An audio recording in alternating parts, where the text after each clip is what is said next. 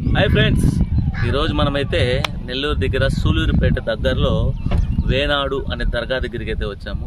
ఇక్కడ దర్గా స్పెషల్ ఏం తెలుసా? 144 అడుగుల సమాధి, ఒకటే సమాధి. ఇక్కడ వచ్చి 600 సంవత్సరాల క్రితం ఈ దర్గా అయితే స్టార్ట్ అయిందంట. ఈ చుట్టుపక్కల చూడండి, ఇక్కడంతా అన్నమాట ఇసుకలో అమావాస్య రోజు వచ్చినారంటేనా లక్షల్లో జనాలు వస్తారంట. అమావాస్య రోజు మాత్రం, మిగతా రోజులు మాత్రం వస్తూ అంటారు, వెళ్తూ ఉంటారు అంతేనంట. కానీ ఒక అమావాస్య రోజు అయితే ఇక్కడ చాలా స్పెషల్ డే అనమాట దర్గాలో. అలాగే ఇప్పుడు మనము ఆ దర్గా ఉండేది ఎలా ఉంది, ఎంత ఉంది, ఏమనేది ఇప్పుడు మనము దర్గా ఆవరణం అని చెప్పాను కదా, ఇదంతా దర్గా ఆవరణం మొత్తం అంతా ఇసుకతో నిండిపోయిందనమాట. ఇక్కడ ఇసుక ఎక్కువ. నేను అమావాస్య రోజు చాలా ముఖ్యమైన డే అని చెప్పాను కదా, అది ఎందుకు ఏమి అంటే తర్వాత చెప్తా. ఇది వచ్చి చూడండి, ఏఆర్ రెహమాన్ గారు వచ్చి ఇక్కడ దర్గా మొట్టమొదట్లో కట్టించాడంట. ఆ తర్వాత అతను సంవత్సరం వచ్చి వెళ్ళేవాడంట ఇక్కడికి, దర్గా దగ్గరికి. ఆ తర్వాత 2-3 సంవత్సరాల నుంచి మొత్తం 6 సంవత్సరాలు అయిందంట, ఇప్పటికైతే రాలేదంట ఏఆర్ రెహమాన్ గారు. అంతకుముందు వచ్చేవాడు, వెళ్ళేవాడంట దర్గాకు. ఇది దర్గాలో చెప్పాను కదా, అమావాస్య రోజు స్పెషల్ ఏమి అంటే ఈ 144 అడుగుల సమాధిలో హార్ట్ బీట్ అనేది వస్తుందంట. అమావాస్య రోజు మాత్రమే హార్ట్ బీట్ అనేది చాలా బాగా వినపడుతుందంట.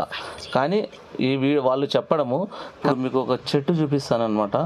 ఆ చెట్టుకు ఒక ప్రత్యేకత ఉందన్నమాట. ఆ చెట్టు యొక్క ప్రత్యేకత ఏమి అనేది ఇప్పుడు మనం తెలుసుకుందాం. ఇదైతే ఈ చెట్టు ప్రత్యేకత ఏమంటే, పిల్లలు పుట్టిన వాళ్లకు, అలాగే ఏదన్నా మనసులో కోరికలు ఏదున్నా కూడా ఇక్కడ ఈ చెట్టు దగ్గరికి వచ్చి కట్టుకుంటారంట. చూడండి, ఇక్కడ అన్ని ముడుపులు అవే అనమాట. ఇక్కడున్న స్పెషల్ అది వచ్చి ఇదే అనమాట. ఇది చూడండి, షేక్ దావుద్ షా వలీ దర్గా అనమాట. ఇది 144 అడుగుల సమాధి ఉండేది వచ్చి ఈ దర్గా లోపలే. ఇప్పుడు మనం ఎంటర్ అవుతానమాట దర్గా లోపలికి. ఈ దర్గా లోపలికి ఎంటర్ అయిపోయిన తర్వాత వాళ్ళ పద్ధతులు ఎలా ఉంటాయి ఏమి అనేది కూడా మొత్తం అంతా క్లియర్గా మీకు చూపిస్తానమాట. ఎందుకంటే ఇక్కడికి వెళ్ళిన తర్వాత ఒక్కొక్క దర్గాలో ఒక్కొక్క స్పెషల్ ఉంటుంది, ఒక్కొక్క దానం ఒక్కొక్క విధంగా ఉంటుంది విధానం, వాళ్ళు చేసే విధానం కానీ అది అని. కాబట్టి మన సబ్స్క్రైబర్స్ కోసము, ఇక్కడికి వెళ్ళాలనుకునే వాళ్ళ కోసము ఇలాంటివన్నీ చేయాలా అనే ఉద్దేశంతో అవి ప్రతి ఒక్కటి పర్టికులర్గా నేను కూడా చేసి మీకు చూపిస్తున్నాను అనమాట. ఏంది ఇలా చేస్తున్నాడు అనేవాళ్ళు అనుకోవచ్చు, ఇలా చేయాలా అనుకునే వాళ్ళు అనుకోవచ్చు. నన్ను ఏ విధంగా మీరు తప్పుగా అనుకున్నా ఓకే, మంచిగా అనుకున్నా ఓకే, నాకైతే ఎటువంటి ఇబ్బంది అయితే లేదు. ఎందుకంటే మన సబ్స్క్రైబర్స్ కోసము ఏదైనా కూడా ప్రాక్టికల్గా నేను చేసి చూపిస్తాను అనమాట మీ అందరికీ. చూడండి, టెంకాయ కొట్టేది కూడా అలా కొట్టాలన్నమాట. ఎందుకంటే టెంకాయ పగలలేదు అంటే కొందరికి పగలుతుంది, కొందరికి పగలకపోవచ్చు. కాబట్టి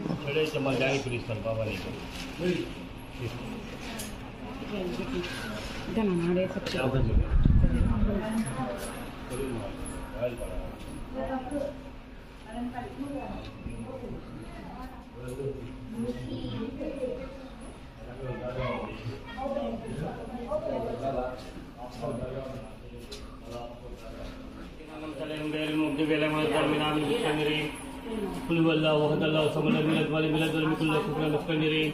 قل هو الله احد الله الصمد لم يلد ولم يولد ولم يكن له كفوا احد. قل هو الله احد الله الصمد لم يلد ولم يولد ولم يكن له كفوا احد.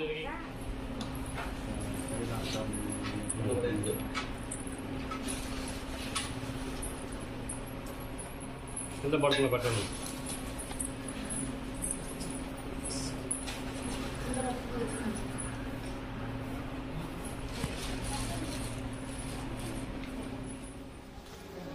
नहीं बैठ बोला चला हां बाहर चला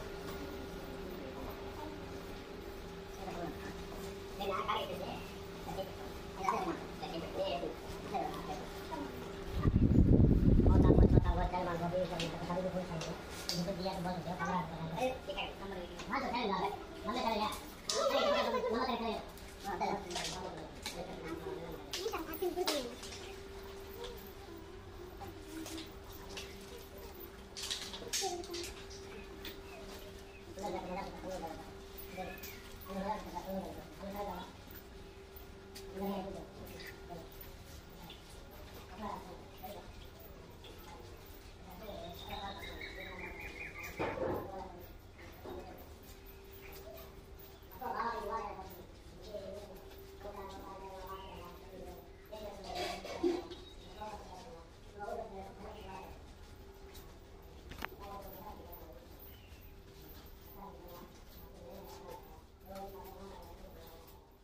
ఇప్పుడు ఇక్కడ కనపడే దర్గా వచ్చి వాళ్ళ చెల్లులు అనమాట.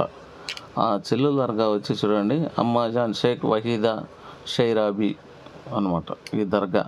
ఇక్కడ వచ్చి ఎవరైనా వెళ్ళొచ్చు, కానీ ఎక్కడ దర్గా లోపలికి వెళ్ళిన తర్వాత ఎక్కువ ప్రయారిటీ ఎవరికి ఇస్తారంటే లేడీస్కి మాత్రమే ఇస్తారనమాట. ఇక్కడ ప్రయారిటీ లోపలికి వెళ్ళే ఛాన్స్ ఉందన్నమాట. అక్కడ మనకు ఛాన్స్ ఉంది, ఇక్కడ లేడీస్కు ఛాన్స్ ఉంది అంతే.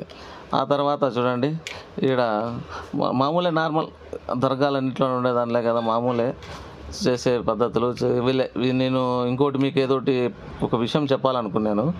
ఇంతకుముందు అక్కడ అదే అమావాస్య రోజు మాత్రమే మనకు హార్ట్ బీట్ సౌండ్ అనేది వస్తుంది అని చెప్పాను కదా. ఆ సౌండ్ అనేది అమావాస్య రోజే కాకపోతే ఈ రోజు కూడా వచ్చిందంట.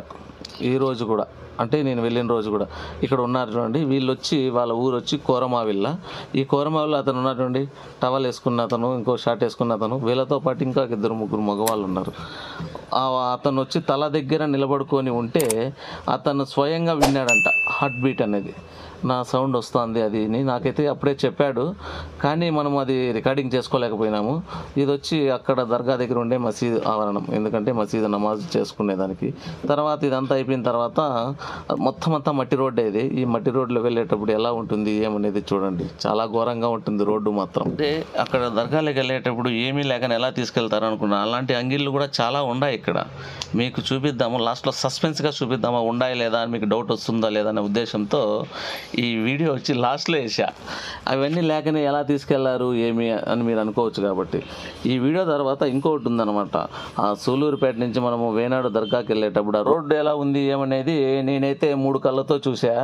3 కళ్ళతో చూశానంటే నేనేమన్నా శివుణ్ణి అనుకుంటున్నారేమో. నేనైతే శివుణ్ణి కాదు, 2 నా కళ్ళు, తర్వాత నా కెమెరాది ఒక కన్ను అనమాట. కాబట్టి నేను 3 కళ్ళతో చూసా. ఇంకా మీరు కూడా ఇంకో 2 కళ్ళతో చూసి మొత్తం అంతా 5 కళ్ళకు సమాధానం వచ్చి కామెంట్ రూపంలో చెప్పండి. ఎందుకంటే ఈ రోడ్డు ఎలా ఉంది, దర్గా ఎలా ఉంది, వేనాడు ఎలా ఉంది అనేది పర్టికులర్గా మన సబ్స్క్రైబర్స్ కోసమే వెళ్ళాను నేను. ఎందుకంటే చూపిద్దాము, కావాల్సి ఎవరికన్నా ఇంపార్టెంట్ అవి కూడా తెలుసుకుంటే బాగుంటుంది అని. చూడండి, ఇది వచ్చి వేనాడు విలేజ్ అనమాట. ఆ విలేజ్లో ఇక్కడ బోర్డు ఉంది, బస్ స్టాండు, టైమింగ్ బస్సులు, ఏ టైమింగ్ బస్సులు వస్తాయి, ఏ టైమింగ్ బస్సులు వెళ్తాయి. ఆ బోర్డు పక్కనే పెద్ద మర్రిమాన్ ఉంది.